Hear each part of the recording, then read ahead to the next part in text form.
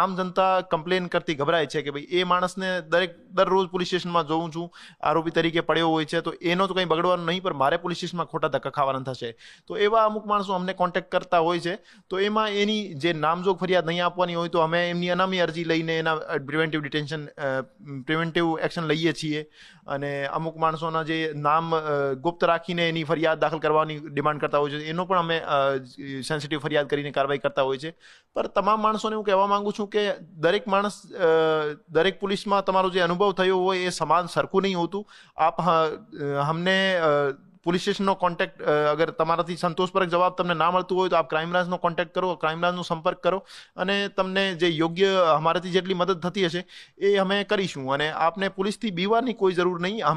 હમારો મોટો જે છે કે આમજનમાં હમારા પ્રત્યે વિશ્વાસ રહે અને અપરાધીઓમાં ભય રહે, અને એ મોટોને લઈને અમે કાર્યવાહી કરવા માટે અમે પ્રતિબદ્ધ છીએ.